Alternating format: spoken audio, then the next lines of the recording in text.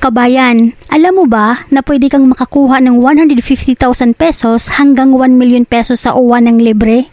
Hindi ito utang at lalong wala itong kolateral dahil ito ay bigay lamang. Ang tulong puso ay handog sa inyo ng Dole OWA upang matulungan kayong magkaroon ng negosyo para mapanatili na kayo sa Pilipinas kasama inyong mga mahal sa buhay at nang hindi nyo na kailangan pang bumalik ng ibang bansa para magtrabaho. Nabuo ang programang ito noong itinalaga ni Pangulong Rodrigo Roa Duterte si Doc Chi Umandap ng Ako OFW Party List number 10.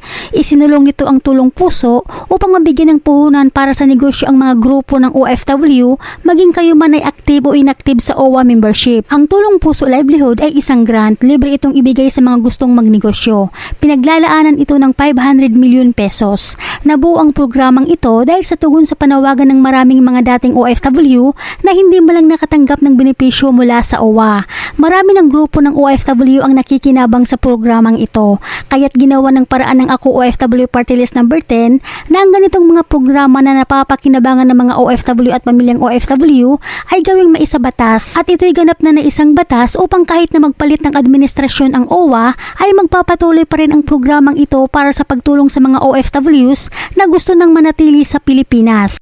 Kaya kung plano mong magtayo ng negosyo at makakuha ng libreng kapital, pakinggan lamang po ninyo itong video dahil paniguradong makakatulong ito sa inyo at nang malaman nyo kung ano-ano ang mga proseso o mga dokumento na kailangan at kung sino-sino lamang ang karapat-dapat sa programang ito ng Dole OWA. Kaya kung ikaw ay isang dating OFW, undocumented OFW o active OFW na nangangarap magkaroon ng kapital pang negosyo, ito ang video na para sa inyo. Pero bago yan, panoorin muna natin itong ating mga kababayan OFWs na nakatanggap ng 500,000 pesos mula sa Dole OWA matapos mabuo ang grupo at maipasa ang mga dokumento kasama si OWA Administrator Arnel Ignacio. Itong binibigay na pera, hindi ito binibigay para pambayad ng utang. Kasi kadalasan yung mga nag-i-inquire para mabigyan sila ng tulong puso kasi daw may mga problema. Hindi ko aaprubahan yan. Hindi para doon yung 1 million. Yung puhunan, hindi ginagamit sa pambayad ng walang kinalaman sa negosyo.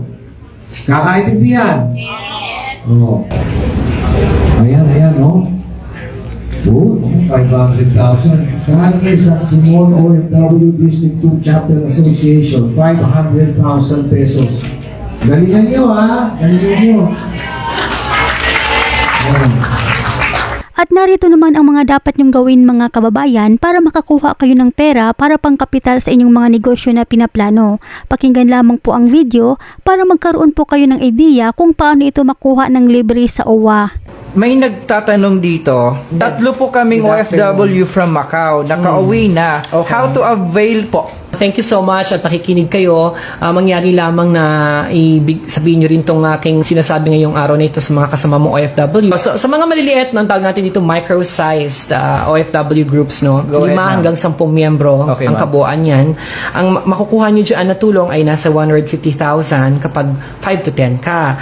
Sa small size naman, yung 10 to hanggang 15, 10 hanggang 15, nasa 250,000. Yung medium size, pag 16 kayo hanggang 30 yung miyembro ninyo na bubuin sa isang grupo, makakakuha kayo ng kalahating milyon. At kapag 30 naman at higit pa, ang ibibigay natin ay 1 million. Yung for example, ma'am, 25, sa isang lugar lang yan ba? O like Salog lang ba lahat or from Catbalogan range na? We suggest, although that's not prohibited naman, we suggest sana na sa isang lugar kung kayo makakabuo ng malaking grupo, doon na kayo kumuha. Kasi kung kukuha pa kayo sa iba, makamahirapan tayong mag-coordinate. Oo. So, for example, ngayon, how quick namin ma-avail yan kung makapag-organize na po kami?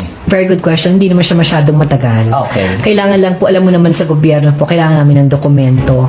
At nais ko pong i-highlight na ito pong tulong na ito na pangkabuhayan na ibinibigay ng Dole OWA, NRCO, ay hindi po to utang, hindi po to loan. Ito po ay grant. Ibig sabihin, hindi babayaran. one-time cash out on our part para ma-jumpstart yung negosyo ng ating mga OFW. So again, hindi siya Yun loan. nga sana yung next question Hindi siya ko. loan, hindi siya pautang ha. Ito tagang bigay ng ating pamahalaan para maging insentibo sa pagtatayo ng kanilang negosyo.